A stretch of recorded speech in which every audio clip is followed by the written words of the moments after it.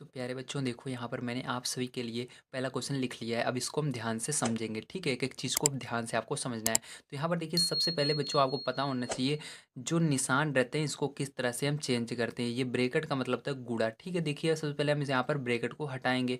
तो ब्रैकेट को हटाने के लिए देखिए बच्चों आपको क्या करना है, सबसे पहले यहाँ पर कोई चिन्ह नहीं है इसके आगे, तो ये सेम ऐसे ही रहेगा, -4/5, ठीक है। अब देखिए प्लस गुणे माइनस, ब्रैकेट का मतलब क्या था, गुणा होता है, तो प्लस गुणे माइनस क्या होता है, माइनस होता है, तो यहाँ पर माइनस हो जाएगा। उसके बाद 4/5 आपको ऐसे लिख देना है, ठीक है। अब देखो बराबर बच्चों इस तरफ क्या है, इस तरफ वाले को ऐसे लिख देना है -8/5, ठीक है। अब देखो बच्चों यहाँ पर आप सभी जानते हो कि जब हर समान रहता है तो हर समान होने पर क्या होता है, यही एलसीएम हो जाता है। तो हर इसका 5 है तो 5 एलसीएम हो जाएगा। और ऊपर वाली जो संख्या होती हैं जैसे होती हैं उसे लिख लेते हैं, तो -4 और -4 ऐसे लिख लेना है, ठीक है आपको। अब देखिए यहाँ पर -8/5 ऐसे इसको लिख लेंगे। अब देखिए प्यारे बच्चों यहाँ पर -4 और -4 जुड़ जाएगा। ध्यान रखना बच्चों, जब समान चिन्ह रहते हैं चाहे प्लस प्लस रहे या माइनस माइनस रहे, जुड़ते हैं तो यहाँ पर माइनस माइनस जुड़ जाएंगे। तो -4 और -4 और -8 हो जाएगा और बटे में 5 हो जाएगा, ठीक है। और इस साइड भी -8/5 है तो 8/5 रहेगा। तो बच्चों बताइए यहाँ पर देखिए दोनों तरफ सेम आ रहे हैं, तो जब समान आते हैं तो यहाँ पर सत्य होता है क्योंकि दोनों बराबर हैं, ठीक है। तो यहाँ पर आप सत्य इसको लिखेंगे। अब इसका दूसरा पार्ट बच्चों ध्यान से समझना, क्योंकि इसका जो दूसरा सेकंड पार्ट है वो बहुत ही इंपॉर्टेंट है आप सभी के लिए। दूसरा पार्ट यहाँ पर दिया गया है बच्चों, ध्यान से देखिए। दिया गया है -6/7, -6/7 +6, फिर ब्रैकेट, परिमेय संख्या नहीं है, परिमेय संख्या नहीं है, ठीक है। ये आपको दिया गया है। अब इसको कैसे हमको सत्य और असत्य का कैसे पता लगाएंगे, तो इसके लिए ध्यान से देखना। यहाँ पर हम इसके लिए सबसे पहले हल लिखेंगे, उसके बाद इसको हल करना शुरू करेंगे, ठीक है। ध्यान से देखिएगा अब यहाँ पर। अब देखिए यहाँ पर हम क्या करेंगे, सबसे पहले इसको एक बार लिखते हैं -6/7, उसके बाद प्लस है तो प्लस लगाएंगे। अब 6 लिखना है, उसके नीचे क्या मान सकते हो, अब 1 मान सकते हो, तो इसके नीचे 1 मान लेना है, ठीक है। आपको याद रखना है जब कोई संख्या नहीं रहे तो इसको परिमेय संख्या में बदलने के लिए 1 मान लेते हैं। तो 1 मान लिया, आप क्या करेंगे, अब इसका 1 का गुणा -6 में करेंगे आप, तो क्या हो जाएगा, -6 हो जाएगा। और 7 का गुणा 6 में करेंगे तो उस कितना हो जाएगा, 42 हो जाएगा। और नीचे देखिए 7 का गुणा 1 में करेंगे तो 7 हो जाएगा। याद रखना ये जो लाइन थोड़ी थोड़ी से इसको पूरा लाइन खींच के 7 लिखते हैं, ठीक है, इस तरह से। अब देखो प्यारे बच्चों यहाँ पर क्या करोगे, अब यहाँ पर आपको घटाना है, 42 में से आपको 6 घटा देना है। तो 42 में से प्यारे बच्चों आप 6 घटाओगे तो कितना आ जाएगा आपका, 36 आ जाएगा। 36 आ गया और बटे में 7 आ गया, ठीक है। अभी आपको सत्य और असत्य बताना है, ये सत्य है असत्य। तो सबसे पहले इसको पढ़िए, परिमेय संख्या नहीं है। यहाँ पर कहा जा रहा है इसको जब आप सॉल्व करेंगे जो आंसर आएगा ये परिमेय संख्या नहीं होगा। जैसा कि आप देख पा रहे हैं ये परिमेय संख्या है, हम जानते हैं जो संख्याएं बटे में होती हैं वो परिमेय संख्या होती हैं। तो यहाँ पर आप क्या लिखेंगे, असत्य, ठीक है, क्योंकि यहाँ पर कहा जा रहा है ये परिमेय संख्या नहीं है, गलत कह रहा है ना, इसलिए यहाँ पर असत्य लिखेंगे, ठीक है। ये गलत कह रहा है। अब देखिए इसका थर्ड पार्ट देखते हैं प्यारे बच्चों, ठीक है। प्यारे बच्चों यहाँ पर देखिए थर्ड पार्ट भी इसका बहुत ही इंपॉर्टेंट है, ठीक है। थर्ड पार्ट आपको समझना पड़ेगा। मैं आपको यहाँ पर बढ़िया से समझा रहा हूँ उदाहरण की मदद से। अब देखो यहाँ पर कहा जा रहा है दो परिमेय संख्याओं के जोड़ने का क्रम बदलने पर योगफल वही रहता है, ठीक है। तो ये आपको कह रहा है। अब इसको किस तरह से हम जानेंगे, तो आइए मैं आपको यहाँ पर उदाहरण की मदद से इसको समझाता हूँ। देखो यहाँ पर हम दो संख्याएं लेंगे सबसे पहले, ठीक है। पहला यहाँ पर हम दो संख्याएं लेते हैं।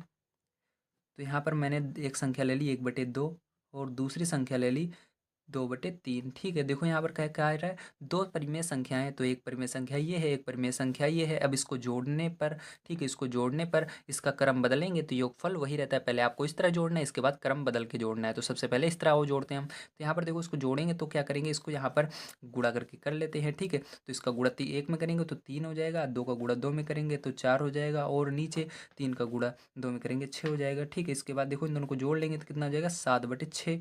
तो एक तरफ आपका 7/6 है। अब जिस तरह इसके अंदर कह रहा है इस तरह आप करके देखते हैं। अब कह रहा है दो परिमेय संख्याएं हैं, पहले हमको सीधा जोड़ना है, उसके बाद उनके क्रम को बदल के जोड़ना है। तब इसके क्रम को बदलते हैं, मतलब ये जो पीछे लिखी हुई है इसको आगे लिखना है। तो यहाँ पर 2/3 पहले लिखेंगे, उसके बाद प्लस लगाएंगे, 1/2 को पीछे लिखेंगे।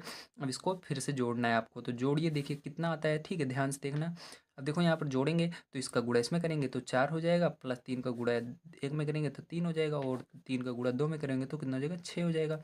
अब देखिए यहाँ पर जोड़िए कितना आएगा, 7/6 आएगा। ठीक है, तो ध्यान से देखिए यहाँ पर आप देख पा रहे हैं कि दोनों यहाँ पर ये वाला और ये वाला दोनों सेम है। ठीक है, तो इसका मतलब ये यहाँ पर कहा जा रहा है दो परिमेय संख्याओं को जोड़ने का क्रम बदलने पर योगफल वही रहता है, तो योगफल हमारा सेम आ रहा है, इसका मतलब ये सही कह रहा है। तो यहाँ पर क्या लिखेंगे, सत्य लिखेंगे। ठीक है, क्या लिखेंगे, सत्य। तो आपको समझ में आया होगा। आओ इसके फोर्थ पार्ट को देखते हैं। जो फोर्थ पार्ट है ये भी बहुत इंपॉर्टेंट है प्यारे बच्चों, इसको बड़े ध्यान से देखिएगा। तो देखो ध्यान से प्यारे बच्चों, यहाँ पर हमको दिया गया है चौथा नंबर प्रश्न, तीन परिमेय संख्याओं का योगफल परिमेय संख्या नहीं होता है। मतलब अब तीन परिमेय संख्या हमको लेना है, उसको जोड़ना है, और जोड़ने पर देखना है क्या वो परिमेय संख्या है या नहीं। तो आओ हम यहाँ पर लेते हैं एग्जाम्पल एक। तो यहाँ पर हम सबसे पहले लेते हैं एक परिमेय संख्या 0, ठीक है, +3/2 +1/2। ठीक है, यहाँ पर आप कुछ और भी ले सकते हैं। याद रखना प्यारे बच्चों, जो 0 होता है ये भी एक परिमेय संख्या होता है। ठीक है, अब देखो इन सबको हमको जोड़ना है, तो इसके नीचे 0 के 1 मान लेंगे आप। अब इन सबको जोड़ेंगे। ठीक है, तो यहाँ पर देखिए, यहाँ पर आपको सबसे पहले हर का क्या लेना पड़ेगा, लासा लेना पड़ेगा। तो लासा आपका कितना आएगा, 2 आएगा। ठीक है, लासा 2 आ जाएगा, क्योंकि यहाँ पर देखिए 1 2 2 का जब आप लासा निकालते हैं तो 2 आता है, 2 लासा आएगा। उसके बाद आपको क्या करना है, यहाँ पर 0 है तो 0 लिखना है, गुणे का निशान लगाना है। अब 1 का भाग दे देना है 2 में। 1 का पहाड़ा पढ़ना है, 2 कितनी बार में आता है, तो 2 बार में आता है 1 के पहाड़े में। ठीक है, 1 का पहाड़ा नहीं होता है, लेकिन आपको गिनती तो आती है, 1 1 2। ठीक है, 2 बार में आता है। इसी तरह से अब 3 को लिखना है प्यारे बच्चों, और उसके बाद 2 से भाग दे देना। 2 कितनी बार में आता है, 1 बार में आता है, प्लस 1 को लिखना है, फिर उसके बाद गुणा लगाना है, 2 का भाग देना है 2 में तो 1 आएगा। ठीक, इस तरह से आपको करना है। अब देखिए उसके बाद क्या करोगे प्यारे बच्चों, 2 का गुणा 0 में करोगे 0 आएगा, प्लस 3 एक कम 3 आएगा, प्लस 1 एक कम 1 आएगा, और नीचे आपका 2 आ जाएगा। ठीक है, अब देखिए प्यारे बच्चों इसके बाद क्या करना है आपको, इसके बाद आपको यहाँ पर इसको जोड़ेंगे, 3 और 1 और 0 जोड़ने पर 4 आएगा, और यहाँ पर 2। ठीक है, भाग देंगे आप, कितना आएगा आपका, यहाँ पर आपका 2 आ जाएगा। ठीक, क्योंकि 2 पहाड़े में 4 2 बार में आता है। अब बताओ ये परिमेय संख्या है कि नहीं। हाँ बच्चों, ये परिमेय संख्या है, क्योंकि इसके नीचे आप 1 भी मान सकते हैं।